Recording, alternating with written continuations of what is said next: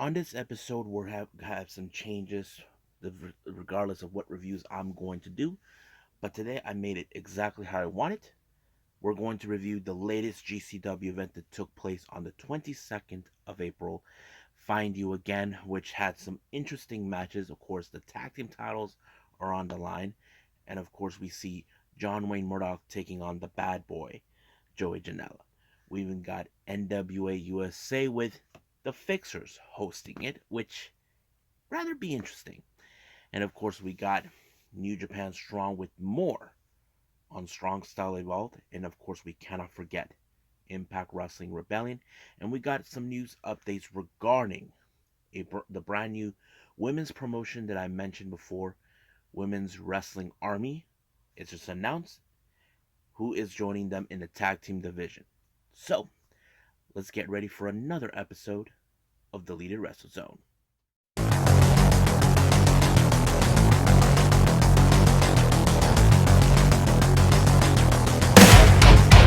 Are you ready? Get up, get up! Get up, get up! Get up, get up! Get up, get up! Get up, get up! Get up, get up!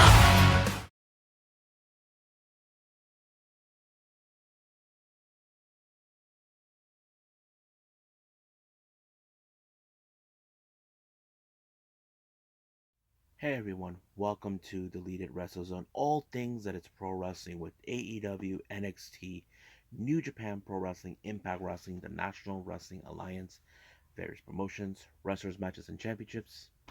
I am your host, Gerard here. So, let's begin with Game Changer Wrestling with their latest event that took place on this past Friday on the 22nd of April. Find You. It opened up with, of course, the King, the gang leader of MDK, Nick Gage, opening the show. Being it's been a while since we've seen him, but it's good to see him that he opened the show. As you know, he will be taking easy on whatever matches he's going to be involved in, but there's nothing wrong with that. He is still the effing king. Opening match, we got Blake Christian taking on Dante Leon. Now these two guys are amazing wrestlers, as you know. Blake Christian continues to impress everybody, including myself, ever since he returned back to the Independence Day, ever since he was released from WWE. But he was the one who picked up an amazing victory towards Dante Leon. However, I don't know how this came occurred, but it happened. He gave out a little post-match promo, and apparently he called out Johnny Wrestling. Yes, folks, you know who that is. He's talking about Johnny Gargano. Now, we haven't heard anything from Gargano if he's going to be wrestling. We know that there's talks that there could be a possibility he could return, but of course, there are those that doubt that he may never get the career that he wanted. But that's pretty much what we do know about it. But we'll see just what the whole future holds for Gargano when we find out more. Excuse me. Come on. Come on. Ben.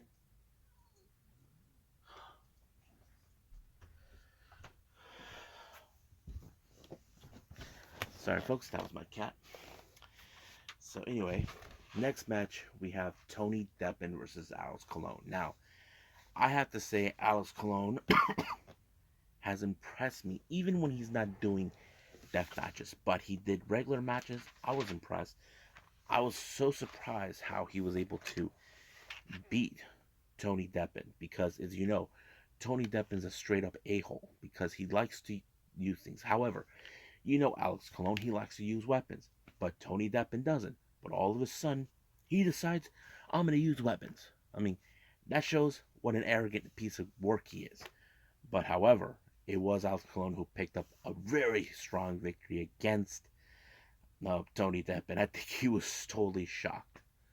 But however, there's one thing on Alex Colon's mind that is in his head, and that is John Wayne Murdoch, the man who beat him for the Ultra Violent Championship. So this thing between those two is not even over, not even close.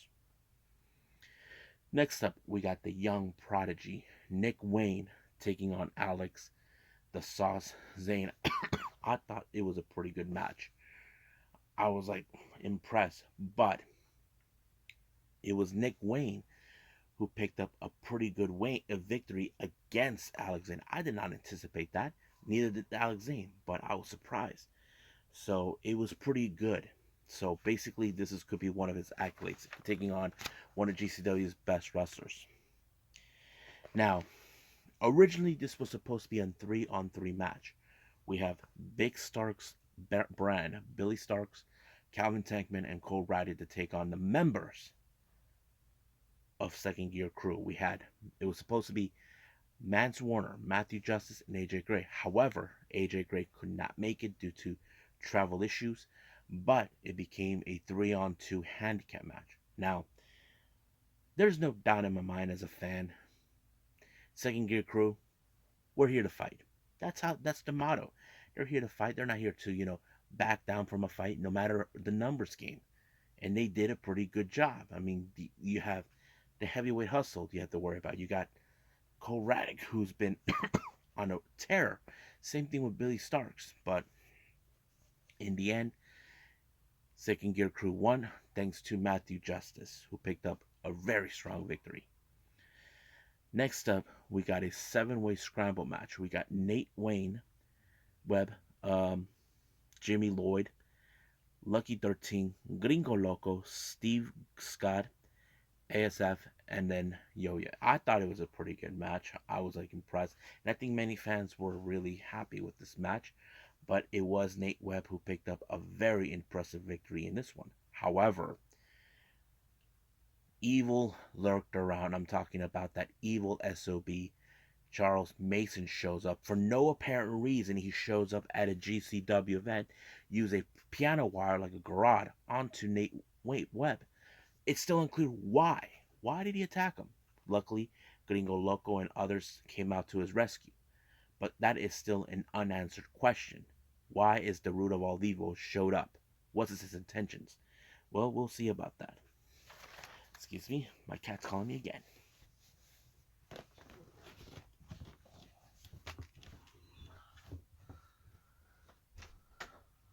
Come on. Finally.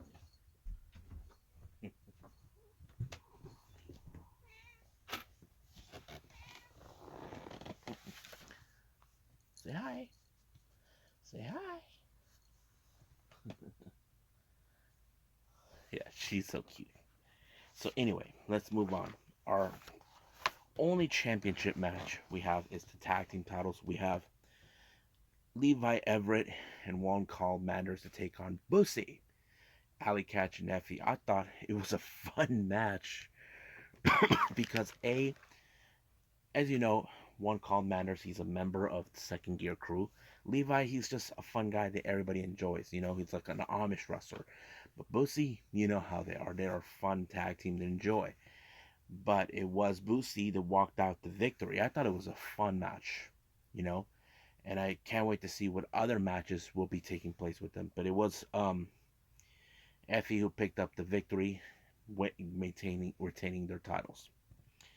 Our next match, we got Alex Shelley versus Jordan Oliver. I thought it was an awesome match because you look at one of the best wrestlers in the world taking on one of the young pillars of GCW. I thought it was amazing.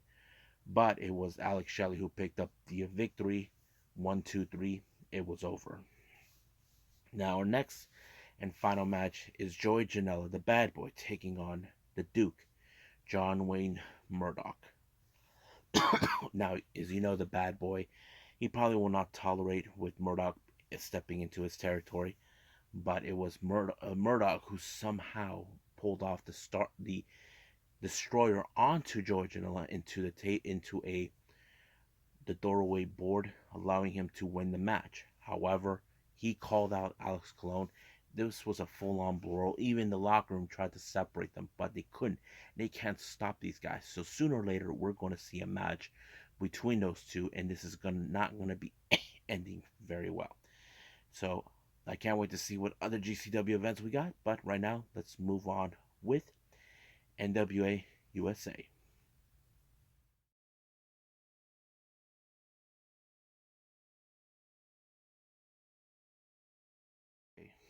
the latest NWA USA. We have the Fixers, the host. Now you know how the Fixers are. They act like they think they're told badasses, for a bunch of goofballs. But that doesn't matter. But the matches are: first match we have what member of the Ill Begotten, Alex Taylor, taking on VSK, member of the Cardonas. Now this match was interesting because ever since El Begun has changed their direction, they trying to pick up the pieces where they want to reach the next level. But however, it was VSK who walked out as a victory when he picked a pin Alex Taylor. But I have to say, Taylor has grown a little bit more because, as you know, Il Begun had lost many matches in the past, but now that Captain Yuma's not there, it could give them a much better edge. But fortunately, VSK walked out the victor. Next up, well, you know her, you read about her, you've seen her on DNA, you've seen her on Ring of Honor. I'm talking about one half of the beautiful people, Angelina Love, taking on Riley Rocket. No relations to Marcia Rocket, just to iterate. But I have to say, Angelina Love is in good shape. I mean, look, I used to have the hots for her when I was watching her in TNA. It's great to see her. Now, some of you probably question, is she going to be going to NWA? I mean, I would love to see her in NWA, but it all depends exactly what NWA are looking for. But I have to say, she hasn't missed a step. She picked up a good victory when she did like a little kick onto Riley to pick up a good victory. But it was interesting to see her back. But uh, you may never know if she will be a full time member. Now, our main event, we have Garrison Creed taking on Russ Freeman. I have to say, Russ Freeman also grown up since he's a member of the Ill Begun. I was told impressed by this match, completely impressed. I was enjoying every moment of it, but I did not expect for Russ Freeman to walk out as a victor because as a member of the Ill Begun, they always lose their matches. But this time, the script was flipped. He walked out with a pretty good victory with a pinfall. 1, 2, 3, he is done. But I want to make a note here on both Alex Taylor and Russ Freeman. I have to say, no disrespect to Captain Yuma, but I feel like Alex Taylor and Russ Freeman have improved a lot more better than they were before when Yuma was the leader of the group. But we'll see what happens then. But I will continue to follow up what they're going to do. So I think that's pretty much it. So I believe it's time to move on with New Japan Strong.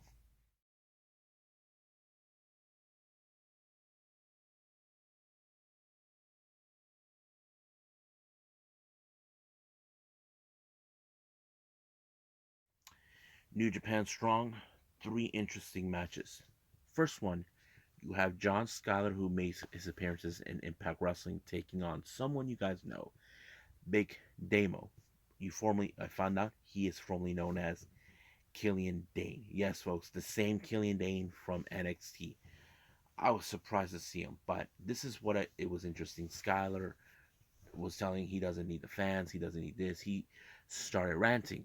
But when it comes to Big Damo, he's a big SOB. He's gonna bound for bound. He even tried tricks to get rid of Big Demo in order to pick up a victory, but unfortunately to no avail. But I was impressed by how this match went. But in the in the end, it was Big Damo that walked out as a victor with a pinfall. So 1, 2, 3, he won.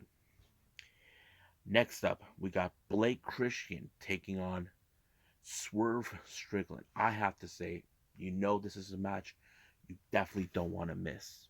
It was unbelievably good.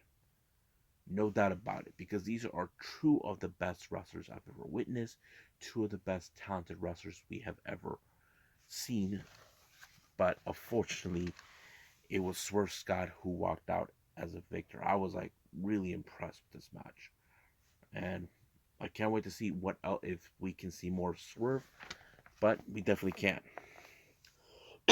Now, our main event is Yuya Umra taking on Buddy Matthews. I have to say, Yuya Umra has evolved a whole lot better than it ever was before.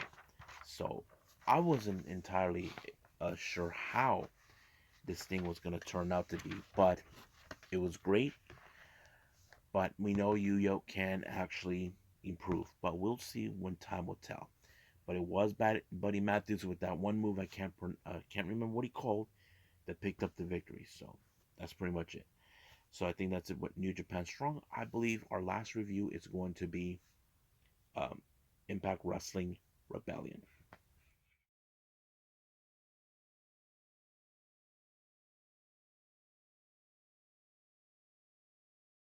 Okay, now we got Impact Wrestling with Rebellion.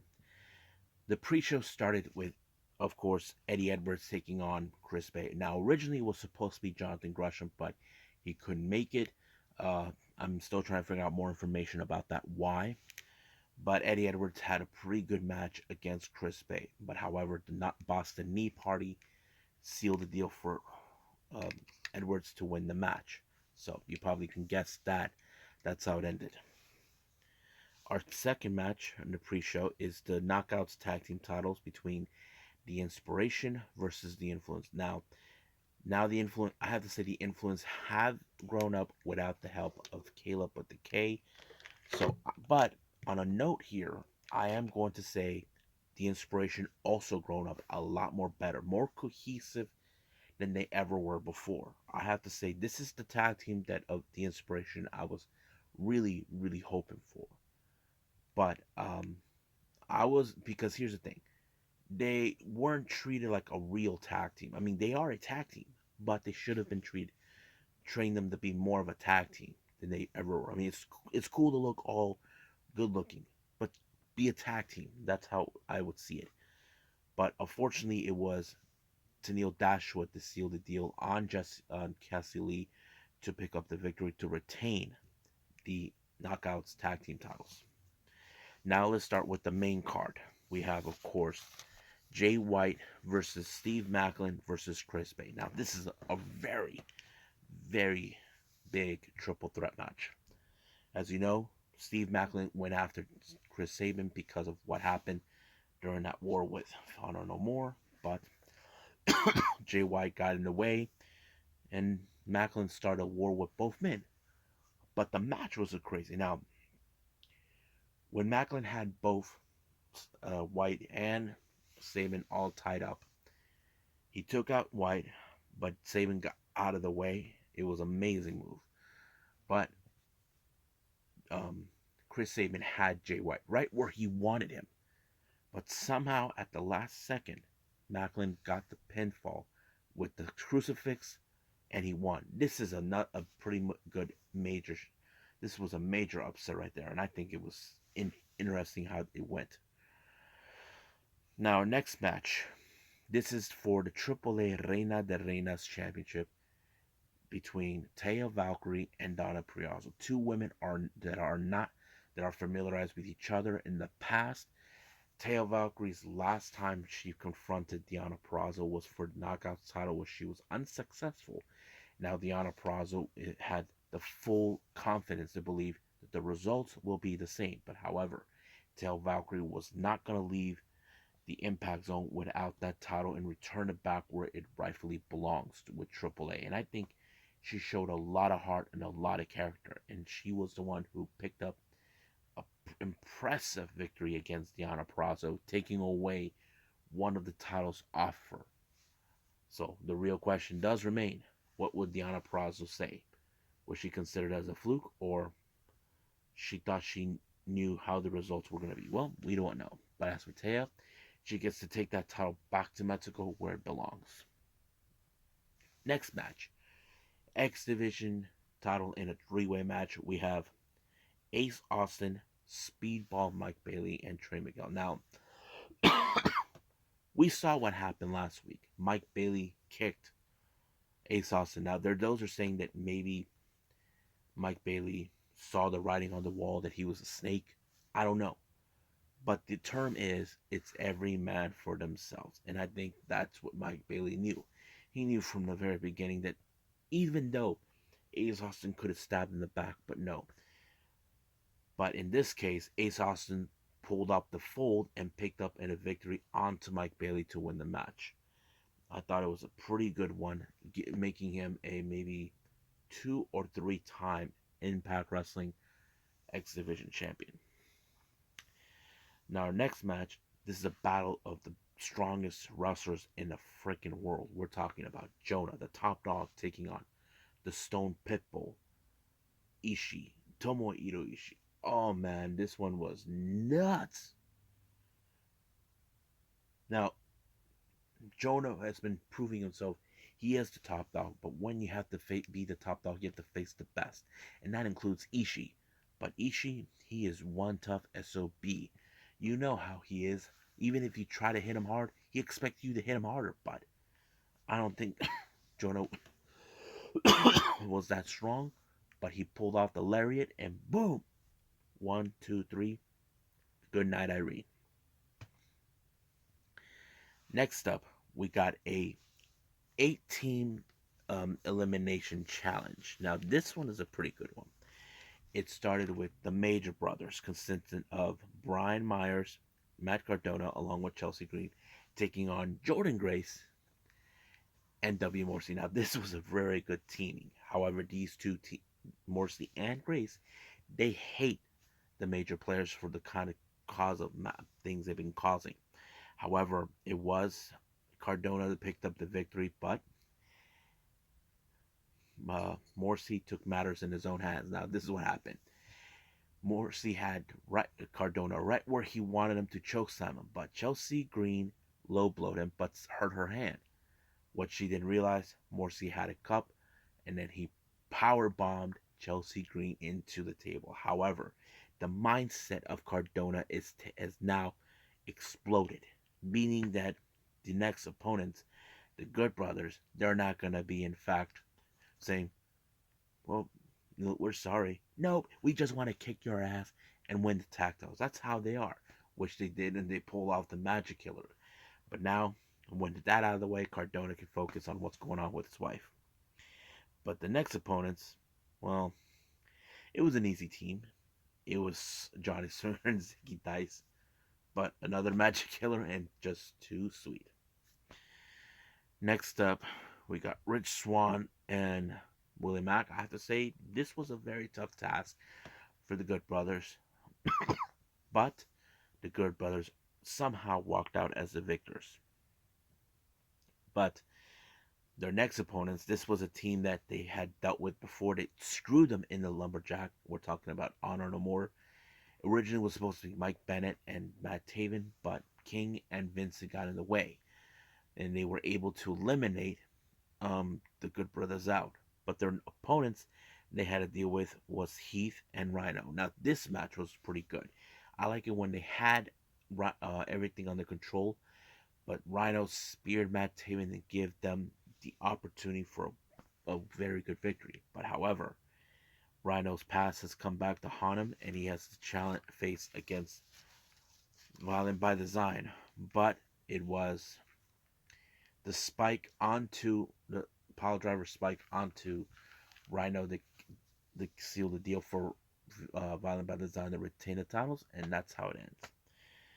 Now, our next match is the Knockouts Championship, Rosemary versus Tasha Steelz. I think this match was pretty good because, as you know, Savannah Evans is right there, but she outsmarted Havoc and got her thrown out of the ring. But Rosemary, we know she has other things which she can do. She even missed Savannah Evans, but it was not enough to stop Tasha Steelz in order to make sure she retains the title, and that's exactly what she did.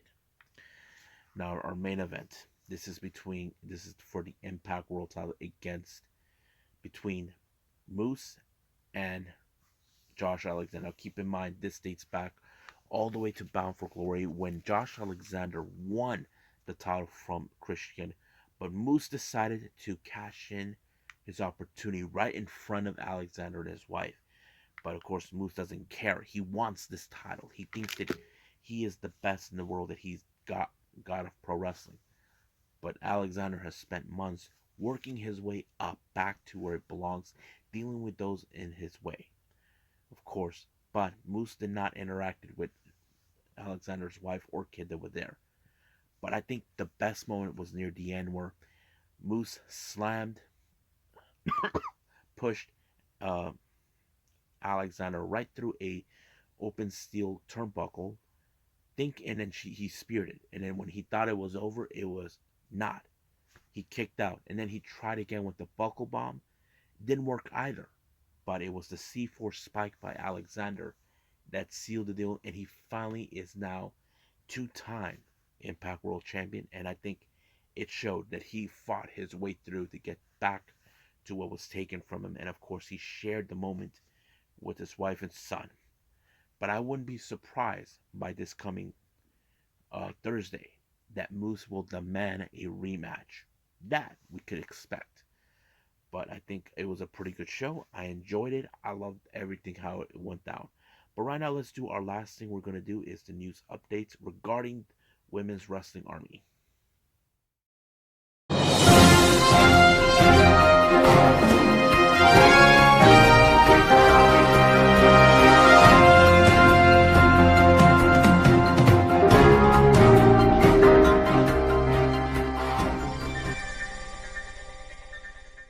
Okay, I mentioned this promotion before. Women's Wrestling Army. This was a new promotion that was announced not too long ago, but they launch next month or the start of next month. But I did mention that Maria Kanellis will be involved in this. Um, but however, the real question is who will be involved as well?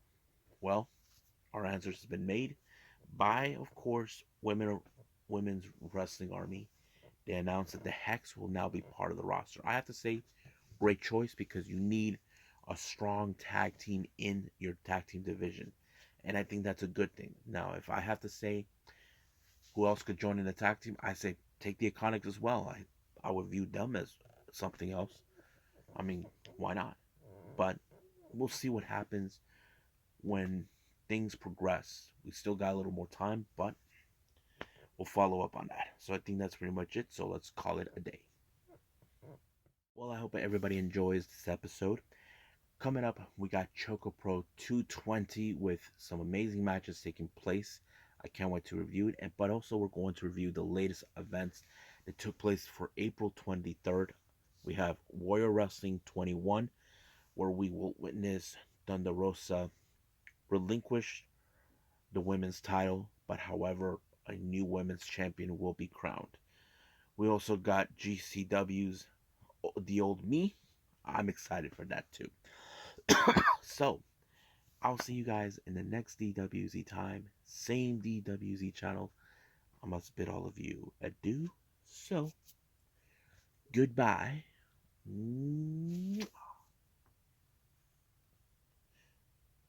And have a nice day.